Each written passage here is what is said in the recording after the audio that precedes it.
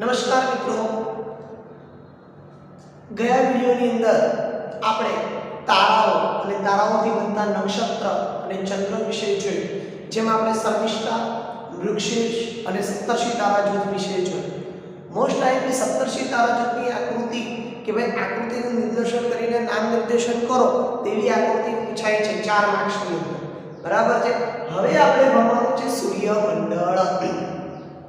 સૂર્યમંડળની વાત કરીશું તો ભાઈ સૂર્યમંડળ એટલે શું કે ભાઈ સૂર્ય અને તેની આસપાસ ફરતા ગ્રહો, ઉપગ્રહો, લઘુગ્રહો, ધૂમકેતુ, ઉલ્કા તેમજ માનવ દ્વારા તૈયાર કરવામાં આવેલા જે સેટેલાઇટ છે, ઉપગ્રહ છે, તેને આપણે સૂર્યમંડળના સભ્યો કહીશું.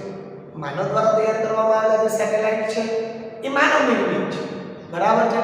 પરંતુ કુદરતી કહીએ તો ગ્રહો, ઉપગ્રહો, લઘુગ્રહો, ધૂમકેતુ, ઉલ્કા, ઉલ્કાશિલા આ તમામ સૂર્યમંડળના સભ્યો છે. એમાં સૂર્યમંડળના સભ્યોમાં સૌથી જો મુખ્ય હોય તો તે કોણ છે? સૂર્ય. સૂર્ય સ્વયં પ્રકાશિત, તે ઉષ્મા અને પ્રકાશનું ઉત્સર્જન કરે છે. તે શું કરે છે? ઉષ્મા અને પ્રકાશનું ઉત્સર્જન કરે છે. પહેલા આપણે સૂર્ય વિશે આપણે સમજીએ. બરાબર છે. તો તે સ્વયં પ્રકાશિત છે, તે ઉષ્મા અને પ્રકાશનું ઉત્સર્જન કરે છે. તેમાં મોટા ભાગે હાઇડ્રોજન અને હિલિયમના દ્રવ્યો જોવા મળે. એમાં કયા વધારે જોવા મળે છે? વાયુઓ. હાઇડ્રોજન અને હિલિયમ જેવા વાયુઓનું પ્રમાણ વધારે જોવા મળે છે. હવે એનું તાપમાન કેટલું છે? તો ભાઈ 6000 કેલ્વિન. એનું તાપમાન કેટલું છે? 6000 કેલ્વિન છે. તે પૃથ્વીથી કેટલા કિલોમીટર દૂર છે? તો તે પૃથ્વીથી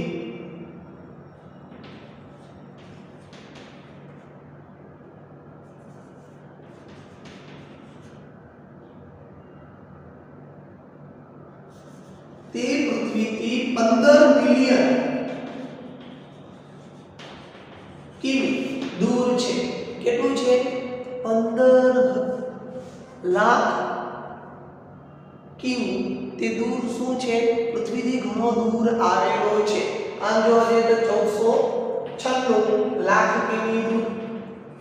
માઇલમાં કે તો 900 લાખ કિમી દૂર, લાખ માઇલ દૂર. બરાબર છે. હવે આપણે વાત કરીએ આટલો બધો દૂર છે છતાં પણ તે પૃથ્વી પર પ્રકાશ જે છે તો એ પૃથ્વી પર પ્રકાશ કેટલા મિનિટના અંતરે મૂકે છે? તો 8 પ્રકાશ મિનિટ. 8 પ્રકાશ મિનિટ એટલે કે ભાઈ પ્રકાશની ઝડપ કેટલી? તો ભાઈ સામાન્ય રીતે પ્રકાશની ઝડપ 3 લાખ કિમી પ્રતિ સેકન્ડ છે. મોસ્ટ આઈએમપી સવાલ કે ભાઈ પ્રકાશની ઝડપ કેટલી છે? તો ભાઈ પ્રકાશની ઝડપ 3 લાખ કિમી પ્રતિ સેકન્ડ છે.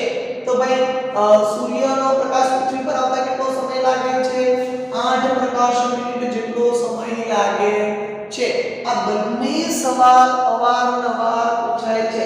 એક શબ્દની અંદર પૂછાઈ શકે છે. ખાસ ધ્યાન રાખજો બાળકો, વિદ્યાર્થીઓ કે ભાઈ આપણે જે વિડિયો બનાવી છે તો વિડિયોના આધી અમુક સવાલ છે જે સ્વાપોથીમાં નથી આપેલા. બરાબર છે. અથવા મોટા સવાલ જવાબની અંદર આવી ગયેલા છે. બરાબર છે. તો પ્રકાશની ઝડપ કેટલી છે? 3 લાખ કિમી પ્રતિ સેકન્ડ. જ્યારે સૂર્યને પૃથ્વી પર આવતા કેટલો સમય લાગે છે? 8 પ્રકાશ મિનિટ જેટલો સમય લાગે છે. બરાબર છે.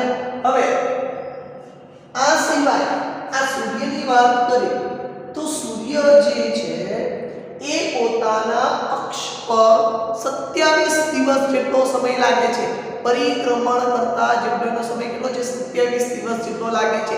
તે કોની સાથે કોની આસપાસ ફરે છે? તો આકાશગંગાની આસપાસ તે ફરે છે. હવે આગળ વધીએ તો ભાઈ પૃથ્વીથી આ પૃથ્વીની નજીકનો તારો ગણવામાં આવે છે. એવો બીજા ગ્રહનો તારો કયો છે તો ભાઈ આલ્ફા સેન્ટોરી કયો છે આલ્ફા સેન્ટોરી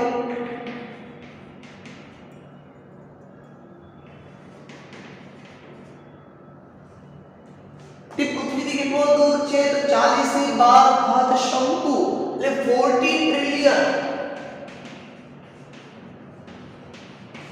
કેટલો છે 40 ટ્રિલિયન તે દૂર છે 40 ની 12 ઘાત એટલે કે 40 પાછળ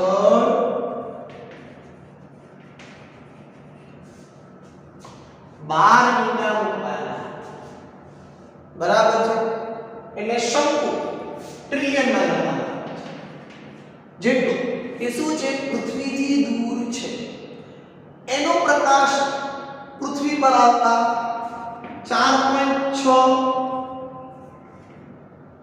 પ્રકાશ વર્ષ લાગે બરાબર 4.6 પ્રકાશ વર્ષ જેટલો સમય લાગે છે પૃથ્વી પર તેનો પ્રકાશ આવતા કેટલો તે સમય લઈ લે છે તો તમને ખાસ એક આ પૂછાય છે કે કેટલો દૂર છે બરાબર છે 15 લાખ 15 મિલિયન બરાબર છે 40 શંકુ એટલે 40 ટ્રિલિયન તે દૂર છે 15 મિલિયન દૂર છે બરાબર છે પ્રકાશની ઝડપ પૂછે ત્યારબાદ સૂર્યને પૃથ્વી પર પહોંચતા કેટલો સમય લાગે છે 8 પ્રકાશ મિનિટ જેટલો સમય લાગે છે બરાબર તો આ વાત થઈ સૂર્ય અને આલ્ફા સેન્ટોરી હવે સૂર્યની આસપાસ ફરતા જે ગ્રહો છે તેના વિશે આપણે સમજવાનું છે તો સૂર્યની આસપાસ ફરતા જે ગ્રહો જે છે એ સૂર્યમાંથી છૂટા પડેલા છે અને સૂર્યમાંથી છૂટા પડીને સૂર્યની આસપાસ એક ચોક્કસ કક્ષામાં પરિભ્રમણ કરે છે પોતાની ધરી પર પણ ફરે છે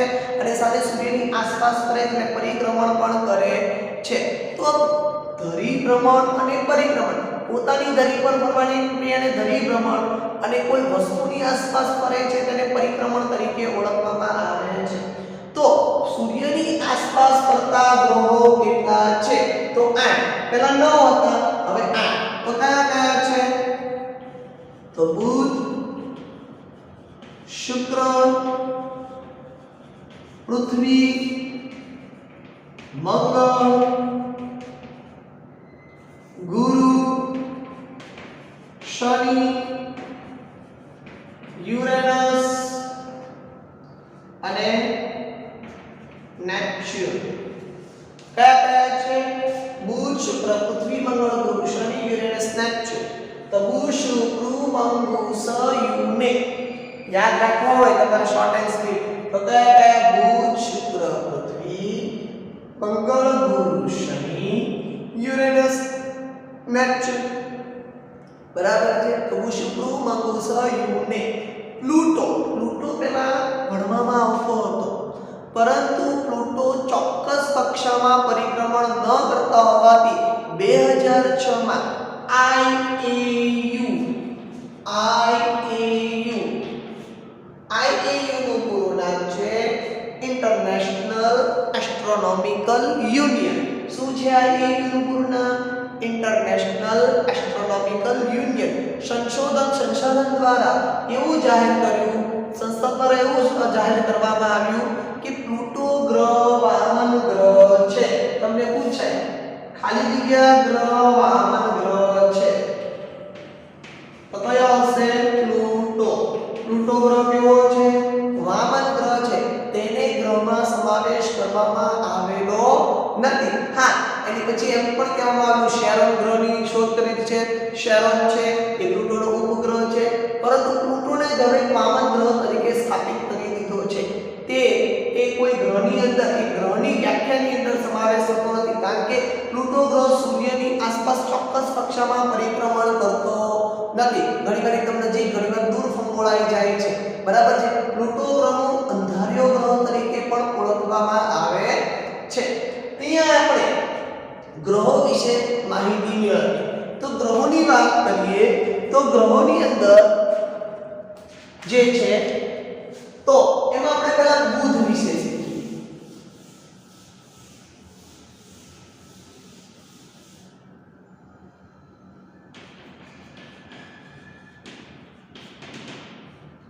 સૌથી નાનો ગ્રહ. આ ગ્રહ કેવો છે?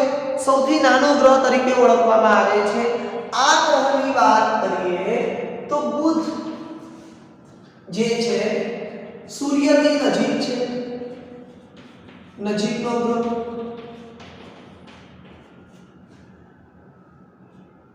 સૂર્યોદય પહેલા કે સૂર્યાસ્ત બાદ માત્ર ક્ષિતિજ દેખાય, કારણ કે સૂર્યનો પ્રકાશ જ એટલો છે, પરિણામે ટેલિસ્કોપની મદદથી જુઓ તો પણ બરાબર રીતે જોઈ શકાતો નથી. બરાબર, માત્ર તેને શું દેખાય છે? ક્ષિતિજ દેખાય છે. સૂર્યનું જે તાપમાન છે દિવસનું 400 સેલ્સિયસ જેટલું છે અને રાત્રિનું -200 સેલ્સિયસ. બહુ મોટો તફાવત છે. કેવો તફાવત છે? ઘણો જ મોટો તફાવત છે કે ભાઈ તે દિવસનું તાપમાન 400 સેલ્સિયસ ખૂબ જ ઊંચું હોય, રાત્રે -200 સેલ્સિયસ જોવા મળે છે. બીજું, આ બુધ ગ્રહની વાત કરીએ તો બુધ ગ્રહ પર રજકણો અને જ્વાળામુખી પર્વતો જોવા મળે છે. જેમાં આપણે પૃથ્વીની સપાટી પર જ્વાળામુખી છે ત્યાં તે જ્વાળામુખી પર્વતો જોવા મળે છે. તે સૂર્યની હવે એ જેટલું ઝડપથી પરિક્રમણ કરે છે ને, પરિણામે સૂર્યના ગુરુત્વાકર્ષણ બળનું પ્રમાણ ભલે નજીક છે, બળ વધારે હોય છતાં પણ તે ખેંચી શકતો નથી. તેને સૂર્યની આસપાસ ફરતા 88 દિવસ જેટલો સમય લાગે છે. કેટલો સમય લાગે છે? 88 દિવસ જેટલો સમય લાગી જાય છે. બુધ સૌથી નાનો ગ્રહ, સૂર્યનો નજીકનો ગ્રહ છે, ક્ષિતિજ દેખાય. હવે બરાબર તમને પૂછે તો શું પૂછે કે ભાઈ બુધ સૂર્યમંડળમાં સૌથી નાનો ગ્રહ કયો છે? તો ભાઈ કયો છે? બુધ છે. ત્યાં કોઈ પણ બુધને કોઈ ઉપગ્રહ નથી. યસ, બુધને ઉપગ્રહ નથી. બરાબર, સૂર્યમંડળમાં બે એવા ગ્રહો છે કે જેને ઉપગ્રહ નથી. એક બુધ. હવે જે બીજા નંબરનો ગ્રહ આવે છે તે છે શુક્ર. શુક્ર જે ગ્રહ છે એને તેજસ્વી ગ્રહ કહેવામાં આવે છે. કેવો ગ્રહ કહેવામાં આવે છે? તેજસ્વી ગ્રહ. જો યાદ રાખજો, તેજસ્વી તારો તો શિકાર, સોરી વ્યાળ, બરાબર છે. અને તેજસ્વી ગ્રહ કે તો શુક્ર. સુંદર પણ છે અને ગરમા ગરમ પણ ગ્રહ છે, ગરમ ગ્રહ છે. બરાબર છે. શુક્રની વાત કરીએ તો આ શુક્ર ગ્રહ જે છે એ સૂર્યોદય પહેલા અથવા સૂર્યાસ્ત બાદ તમે જોઈ શકો છો. માટે તેને સવાર અને સાંજનો તારો તરીકે પણ ઓળખવામાં આવે છે. તે પૃથ્વીની સપાટી પર જેમ જ્વાળામુખી ફાટે છે ત્યાં અવારનવાર ત્યાં જ્વાળામુખી પર્વતો જોવા મળે છે, લાવા રસની નદીઓ જોવા મળે છે. શુક્ર જે છે એ શુક્ર એન્ટી ક્લોકવાઇઝ પ્રમાણે પરિક્રમણ કરે છે. એન્ટી ક્લોકવાઇઝ એટલે કે શુક્ર જે છે એ પૂર્વથી પશ્ચિમ દિશામાં પરિક્રમણ કરે છે. કઈ દિશામાં પરિક્રમણ કરે છે? પૂર્વથી પશ્ચિમ દિશામાં તે પરિક્રમણ કરે છે. સમજાય છે? પૂર્વથી પશ્ચિમ દિશામાં પરિક્રમણ કરતા હોવાથી શું થાય છે કે ભાઈ પશ્ચિમમાં સૂર્ય ઉગતો દેખાય છે અને પૂર્વમાં આથમતો દેખાય છે. તો આની પરથી અનુમાન લગાવો કે આપણી પૃથ્વી જે છે એ પશ્ચિમથી પૂર્વ, આપણે પૃથ્વી વિશે શીખીએ ત્યારે સમજીશું, તે પશ્ચિમથી પૂર્વ દિશા તરફ પરિક્રમણ કરે છે. બીજું, શુક્ર એ પૃથ્વીનો નજીકનો ગ્રહ છે. અવારનવાર લોકો બધા ભૂલ કરે છે. આપણે કહીએ પૃથ્વીનો નજીકનો ગ્રહ હોય તો બુધ લખે. આપણા પૃથ્વીના નજીકના બે ગ્રહ છે, એક તો શુક્ર અને બીજો મંગળ. આપણા પાડોશી ગ્રહો કહેવામાં આવે છે. કેવા ગ્રહો કહેવામાં આવે છે? પાડોશી ગ્રહ તરીકે ઓળખવામાં આવે છે. બરાબર છે. અને તેને સૂર્યની આસપાસ પરિક્રમણ કરતા 225 દિવસ લાગે છે. કેટલા દિવસ લાગે છે? 225 દિવસ જેટલો તે સમય લઈ લે છે.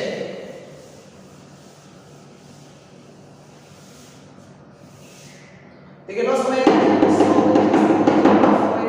છે? કોણ? શુક્ર.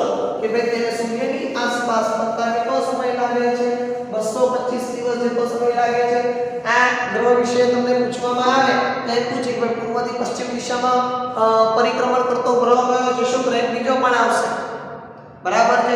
યુરેનસ ગ્રહ પણ એવો જ છે કે જે યુરેનસ ગ્રહ જે છે એ પૂર્વથી પશ્ચિમ દિશામાં તે પરિક્રમણ કરે છે. ચાલો હવે આવશે પૃથ્વી.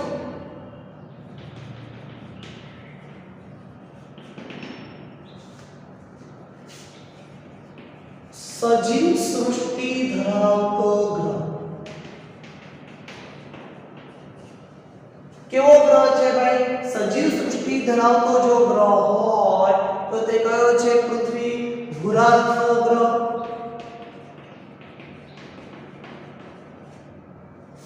બરાબર છે. તેનું ક્ષેત્રફળ 5087 લાખ ચોરસ કિમી, બરાબર છે. તે પૃથ્વી સૂર્યથી 1496 લાખ કિલોમીટર દૂર છે. યસ, સૂર્ય જે છે એ પૃથ્વી કરતા કેટલો મોટો છે?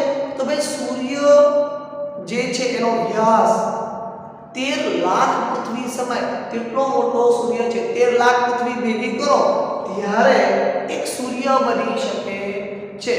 હવે અહીંયા પૃથ્વીની વાત કરીએ તો પ્રવાહી સ્વરૂપે પાણી મળે છે. અહીંયા વાતાવરણ જે છે સજીવોને અનુકૂળ આવે તેવું તાપમાન, અહીંયા તાપમાનમાં બહુ મોટો તફાવત જોવા મળતો નથી. પરિણામે અહીંયા સજીવ સૃષ્ટિ અસ્તિત્વ ધરાવે છે, બરાબર છે. પૃથ્વીને એક ઉપગ્રહ છે તે કયો છે? ચંદ્ર.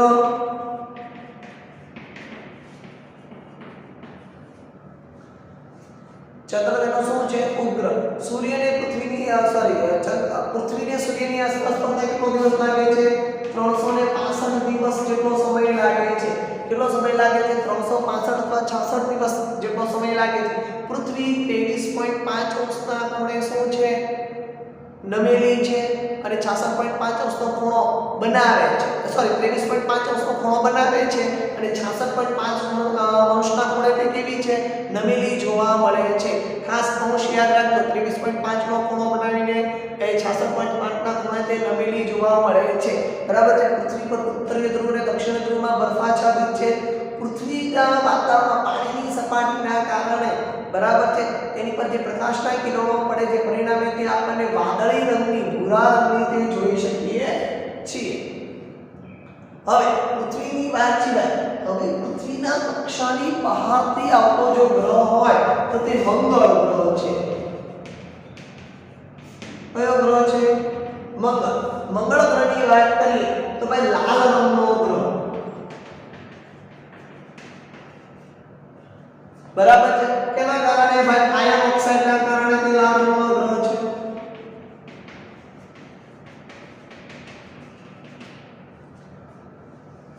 પૃથ્વીના પરિક્રમણની બહારની બાજુ જાઓ તો પહેલો ગ્રહ તો મંગળ ગ્રહ છે. તે લાલ રંગનો ગ્રહ છે. આયન ઓક્સાઇડના કારણે તેનું પ્રમાણ જોવા મળે છે, બરાબર છે. મંગળની વાત કરીએ તો અત્યારે તેની પર શું ચાલી રહ્યું છે? સંશોધન ચાલી રહ્યું છે. તેની પર શું ચાલી રહ્યું છે? સંશોધનની પ્રક્રિયા ચાલી રહી છે. ત્યારબાદ તેના બે ઉપગ્રહ છે. મંગળને કેટલા ઉપગ્રહ છે? બે છે. કયા કયા? ફોબોસ એન્ડ ડીમોસ. તેને કેટલા ઉપગ્રહ છે? બે છે. ફોબોસ અને ડીમોસ આ 24 કિલોમીટર જેટલો ઘેરાવો ધરાવે છે. ડીમોસ આઈ થિંક 18 કિલોમીટર જેટલો આસપાસનો તે ઘેરાવો ધરાવે છે. પૃથ્વી પર મંગળ પર વાતાવરણનું પાતળું સ્તર આવેલું છે. એમ કહેવાય છે કે પહેલાના સમયે પાણીનું પ્રમાણ જોવા મળતું હતું, બરાબર છે. તેને સૂર્યની આસપાસ ફરતા 687 દિવસ લાગે છે.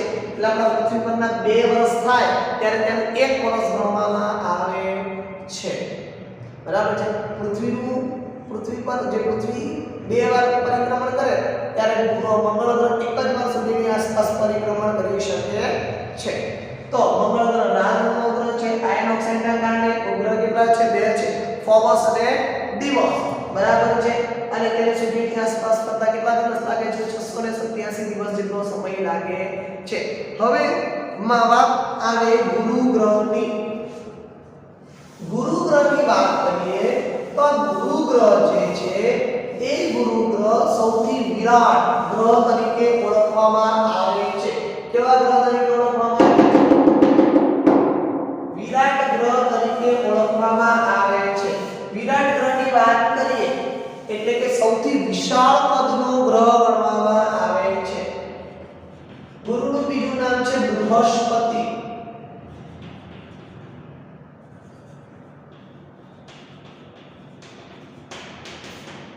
ગુરુનું બીજું નામ શું છે? બૃહસ્પતિ. વિશાળ ગ્રહ તરીકે ઓળખવામાં આવે છે. હવે આ ગુરુની વાત કરીએ તો સૂર્યમંડળમાં સૌથી મોટા કદનો ગ્રહ ગણવામાં આવે છે. હવે 1300 પૃથ્વી ભેગી થાય ત્યારે એક ગુરુ ગ્રહ બને. 1300 પૃથ્વી થી એક ગુરુ ગ્રહ બને. એટલો વિશાળ. ગુરુત્વાકર્ષણનું પ્રમાણ સૌથી વધારે.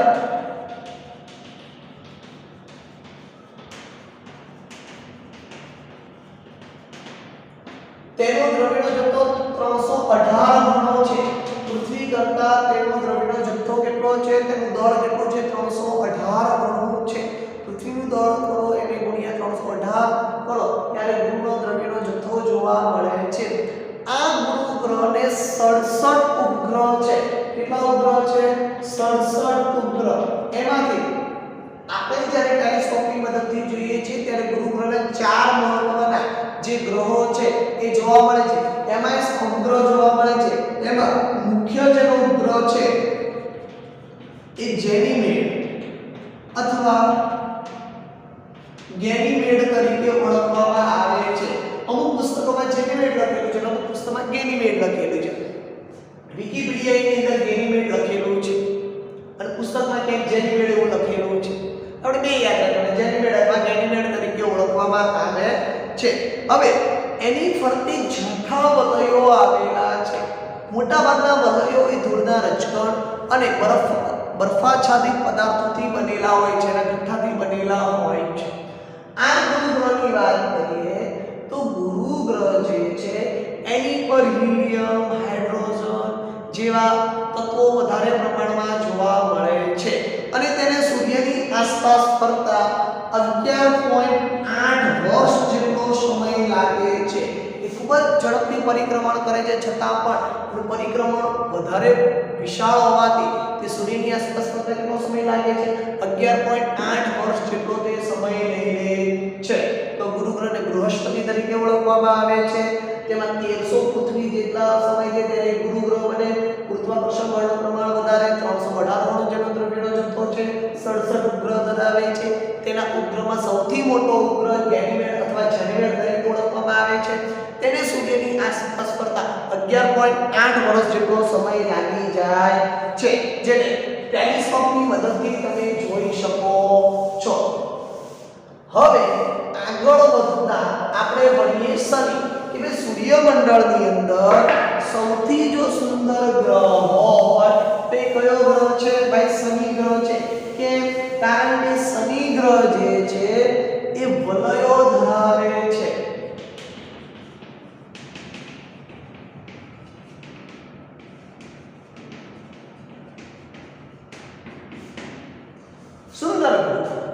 સુંદર ગ્રહ એટલા માટે છે કે વલયોના કારણે. કોના કારણે?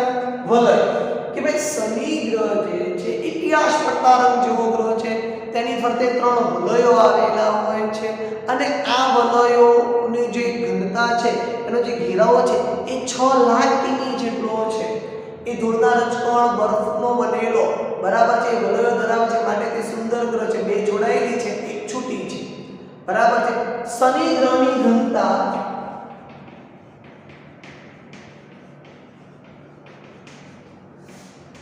પાણીની ઘનતા કરતા ઓછી. પરિણામે પાણીમાં તરે. શનિ ગ્રહની ઘનતા પાણીના ઘનતા કરતા ઓછી હોવાથી તે પાણી પર તરી શકે છે. ખાલી જગ્યા ગ્રહની ઘનતા પાણીની ઘનતા કરતા ઓછી છે. તો કોની ઘનતા ઓછી છે? કે ભાઈ શનિ ગ્રહની ઘનતા ઓછી છે. એમાં ખડકોના લાખો રજકણોથી તેની વલયો બનેલા હોય છે. તેને સૂર્યની આસપાસ ફરતા 29.5 વર્ષ જેટલો સમય લાગે છે. વધારે વર્ષ જેટલો તે સમય લઈ લે છે. કેટલા વર્ષ જેટલો સમય લાગે છે? 29.5 વર્ષ જેટલો તે સમય લઈ લે છે. તો ભાઈ શનિ ગ્રહ સૌથી સુંદર ગ્રહ છે, તેની ફરતે વલયો આવેલા છે. શનિ ગ્રહની ઘનતા પાણીની ઘનતા કરતા ઓછી હોય છે, 29.5 વર્ષ જેટલો લાગે છે. ત્યારે શનિને 62 ઉપગ્રહ છે. કેટલા ઉપગ્રહ છે? તેને 62 ઉપગ્રહ છે. બરાબર છે. અને તેનો જે ઉપગ્રહ છે એમાં મોટો ઉપગ્રહ ટાઇટન છે. કયો છે? ટાઇટન.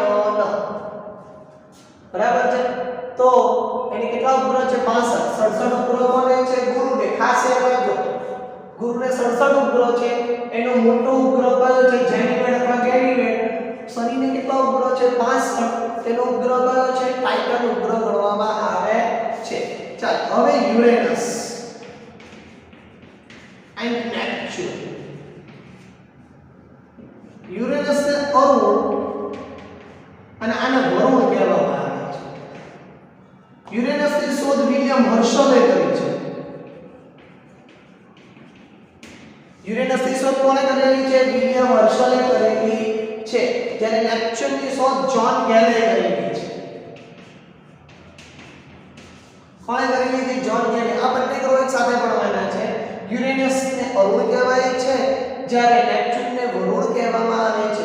યુરેનસની શોધ વિલિયમ હર્શલે કરેલી છે, જ્યારે નેપચ્યુનની શોધ જ્હોન ગેલે કરેલી છે. હવે અહીંયા યુરેનસની વાત કરીએ તો યુરેનસ જે ઉપગ્રહ જે છે એ યુરેનસ ઉપગ્રહની ફરતે પણ પાતળા વલયો આવેલા છે. તે એન્ટી ક્લોકવાઇઝ પ્રમાણે પરિભ્રમણ કરે છે, પૂર્વથી પશ્ચિમ દિશામાં પરિભ્રમણ કરે છે. તેને સૂર્યની આસપાસ ફરતા કેટલો સમય લાગે છે? સૂર્યની આસપાસ ફરતા તેને 84 વર્ષ જેટલો સમય લાગે છે. કેટલો સમય લાગે છે? 84 વર્ષ જેટલો તે સમય લઈ લે છે. જ્યારે નેપચ્યુનની વાત કરીએ તો એ નેપચ્યુન ગ્રહ પર 1250 કિમી ઝડપે ફૂંકાતા પવનો છે. તે ખૂબ જ ઝડપથી પરિભ્રમણ કરે છે, છતાં પણ 164.5 વર્ષ જેટલો સમય લે છે. કારણ કે ખૂબ જ દૂર આવેલા ગ્રહો છે. બરાબર છે. અને 84 વર્ષ જેટલો સમય લાગે છે, જ્યારે 164.5 વર્ષ જેટલો સમય તે લઈ લે છે. આ એન્ટી ક્લોકવાઇઝ એટલે કે પૂર્વથી પશ્ચિમ દિશામાં પરિભ્રમણ કરે છે.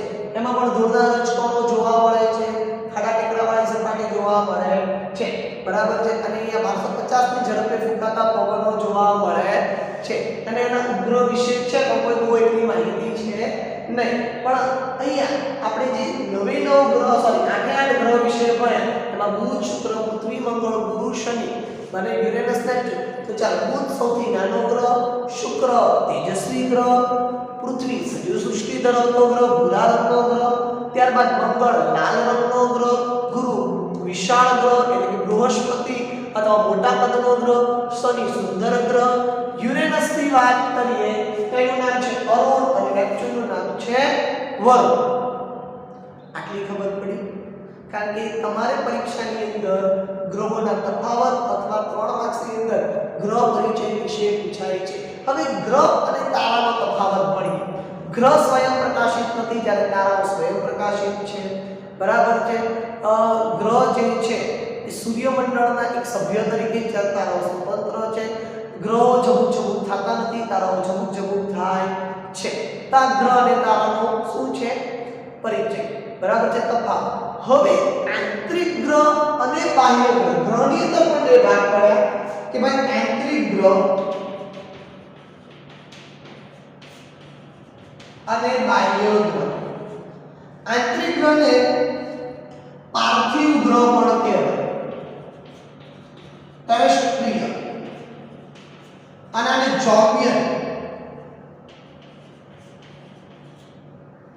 જોવિયન તરીકે પણ ઓળખવામાં આવે છે. હવે એક્ચ્યુઅલી પહેલાના સ્ટડીમાં એવું આવતું કે આંતરિક ગ્રહ કોને કહેવાય કે ભાઈ સૂર્ય અને પૃથ્વીની કક્ષાની વચ્ચે આવેલા ગ્રહોને આંતરિક ગ્રહ કહેવામાં આવે છે, અને પૃથ્વીની કક્ષાની બહાર આવતા ગ્રહોને બાહ્ય ગ્રહ કહેવામાં આવે છે. પરંતુ અહીંયા થોડું ડિફરન્ટ છે કે ભાઈ પૃથ્વીની આસપાસ જે નજીકના ગ્રહો છે કે જેને ટેલિસ્કોપ વગર પણ તમે જોઈ શકો છો એને આંતરિક ગ્રહ કહેવામાં આવે છે. બરાબર છે. અને બાહ્ય ગ્રહ એટલે કે જે દૂરના ગ્રહો છે તેને બાહ્ય ગ્રહ કહેવામાં આવે છે. આંતરિક ગ્રહની એક પરિભાષા પહેલા એવી કહેવાતી કે તેનો ઉપગ્રહ હોતા નથી, જેમ કે બુધ અને શુક્રને ઉપગ્રહ ન હોય, જ્યારે મંગળ ગુરુ શનિ યુરેનસ એ બધાને શું હોય છે, ઉપગ્રહ જોવા મળે છે, બરાબર છે। તો આંતરિક ગ્રહ અને બાહ્ય ગ્રહની ડેફિનેશન છે, આંતરિક ગ્રહને પાર્થિવ ગ્રહ તરીકે જોવિયન ટેરેસ્ટ્રીયલ તરીકે પણ ઓળખવામાં આવે છે, બાહ્ય ગ્રહને જોવિયન ગ્રહ તરીકે પણ ઓળખવામાં આવે છે। હવે આવશે આ ગ્રહોની વાત થઈ, હવે આવશે લઘુ ગ્રહ કોને કહેવામાં આવે કે ભાઈ મંગળ અને ગુરુ ગ્રહની વચ્ચે આવેલા જે અવકાશીય પદાર્થો છે, જે ગ્રહ બનવામાં નિષ્ફળ ગયેલા પદાર્થો છે, તેને લઘુ ગ્રહ કહેવામાં આવે છે। લઘુ ગ્રહનું બીજું નામ છે એસ્ટ્રોઇડ્સ અથવા એને ક્ષુદ્ર ગ્રહ તરીકે પણ ઓળખવામાં આવે છે। લઘુ ગ્રહનું બીજું નામ શું છે? ક્ષુદ્ર ગ્રહ તરીકે ઓળખવામાં આવે છે। લઘુ ગ્રહને બીજા કયા નામે ઓળખવામાં આવે છે? ક્ષુદ્ર ગ્રહ તરીકે ઓળખવામાં આવે છે અથવા એસ્ટ્રોઇડ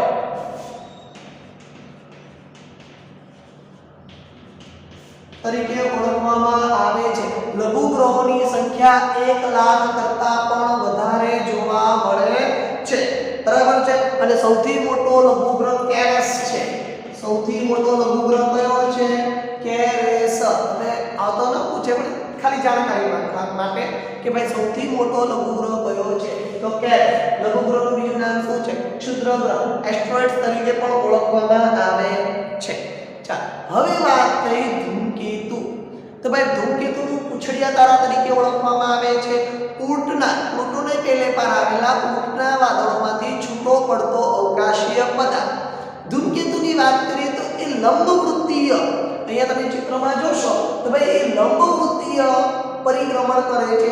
જેમ જેમ તે સૂર્યથી નજીક આવતો જાય છે તેમ તેમ તેની સૂર્યની વિરુદ્ધ દિશામાં એક તેજસ્વી પૂંછ વધારે પ્રમાણમાં છે, એ પણ સારી બનેલી છે, ધૂળના રજકણોની બરફાછાદી બનેલા પદાર્થોની બનેલી હોય છે। અને જેમ જેમ તે સૂર્યથી નજીક આવતી જાય તેમ તેની જે પ્રકાશિત પાછળનો ભાગ છે એ વધારે વિસ્તૃત થતો જોવા મળે છે। અને જેમ સૂર્યથી દૂર થતો જાય તેમ એની પૂંછડીનું કદ એકચ્યુઅલી હોતી જ નથી, બરાબર છે, પરંતુ પ્રકાશિતના કારણે તે જોવા મળે છે અને તેમ તેમ એની પૂંછડીનું કદ ઘટતું જાય છે, માટે તેને પૂંછડીયો તારા તરીકે ઓળખવામાં આવે છે। આ ધૂમકેતુ જે છે એમાં સૌથી પ્રખ્યાત જો ધૂમકેતુ હોય તો હેલિનો ધૂમકેતુ છે, જેને 1986 માં જોવામાં આવેલો હતો। હવે આપણે તેને 2062 ની અંદર, કારણ કે તેનો આવર્તકાળ કેટલા વર્ષનો હોય છે? 76 વર્ષનો હોય છે, તો આપણે 2062 ની અંદર આપણે તેને જોવાનો છે, બરાબર છે। તો ધૂમકેતુ પૂંછડીયા તારા તરીકે છે, એ લંબવૃત્તીય પરિક્રમણ કરે છે, જેમ સૂર્યથી નજીક આવતો જાય તેમ તેનું પૂંછડીનું કદ વધે છે, સૂર્યથી દૂર જતું જાય ત્યારે તેનું પૂંછડીનું કદ ઘટે છે, ત્યારે તે પ્રકાશિત પણ ઓછો થતો જોવા મળે છે। તો ધૂમકેતુની વાત થઈ। ઉલ્કા એક એવો અવકાશીય પદાર્થ છે કે ભાઈ જ્યારે પૃથ્વીના ગુરુત્વાકર્ષણ બળના સંપર્કમાં આવે છે ત્યારે ઘર્ષણના કારણે તે સળગી ઉઠે છે અને એક પ્રકાશિત લીસોટો દેખાય છે। આપણે તેને ખરતા તારા તરીકે ઓળખીએ છીએ। સામાન્ય રીતે લોકો એવું માને ખરતો તારો તો વિશેષ માનવાની, પરંતુ તે ખગોળીય ઘટના છે, બરાબર છે। જ્યારે પૃથ્વીના ગુરુત્વાકર્ષણ બળના સંપર્કમાં આવે છે ત્યારે એ ગુરુત્વાકર્ષણ બળના સંપર્કમાં આવતા ઘર્ષણ બળ વધી જાય છે, પરિણામે પદાર્થ સળગી ઉઠે છે અને એક પ્રકાશિત લીસોટો જોવા મળે છે। પરંતુ કેટલીકવાર એવું થાય છે કે અવકાશી પદાર્થનો ન સળગેલો ભાગ પૃથ્વી પર આવે છે। હવે એનું કદ નાના મોટા પ્રમાણમાં હોઈ શકે છે, બરાબર છે, જેને ઉલ્કા શિલા કહેવામાં આવે છે। કહેવાય છે કે મહારાષ્ટ્રનું લોનાર સરોવર એ ઉલ્કા શિલાના પરિણામે જોવા મળે સર્જાતું તળાવ ગણવામાં આવે છે, ઉદ્ભવેલું તળાવ ગણવામાં આવે છે। જે ઉલ્કા શિલાના પરથી ઉલ્કાનો પ્રપાત થયેલો ત્યારે એ શું થયેલું છે? લોનાર સરોવરનું સર્જન થયેલું છે। ઉલ્કા પ્રપાતના કારણે ઘણીવાર એવું પણ થાય છે કે જંગલોનો નાશ, કે ભૂતકાળની અંદર એવું કહેવાય છે કે ડાયનાસોર્સની જે પ્રજાતિ જે લુપ્ત થવાનો એક મહત્વનો ભાગ ઉલ્કા શિલા પણ છે, ઉલ્કા પ્રપાતના કારણે પણ થતું જોવા મળે છે। આ સિવાય માનવોએ તૈયાર કરેલા શું છે? ઉપગ્રહ, જેને આપણે સેટેલાઇટ કહીએ છીએ। આ સેટેલાઇટની વાત કરીએ તો આ સેટેલાઇટ કયા કયા છે? તો આર્યભટ્ટ 1976 ના રોજ આપણે ભારતે પ્રથમ પહેલું શું બનાવેલું હતું? સેટેલાઇટ, કૃત્રિમ ઉપગ્રહ। પછી 1979 ની અંદર રોહિણી શ્રેણી કહેવામાં આવે છે, કલ્પના 1, પછી આઈસેટ, પછી એડ્યુકેટ, બરાબર છે, જીસેટ. અત્યારે આપણે જે છે તો બધી શ્રેણી વાઇઝ આપણે શું કરીએ છીએ, ઉપગ્રહને આપણે લોન્ચ કરીએ છીએ.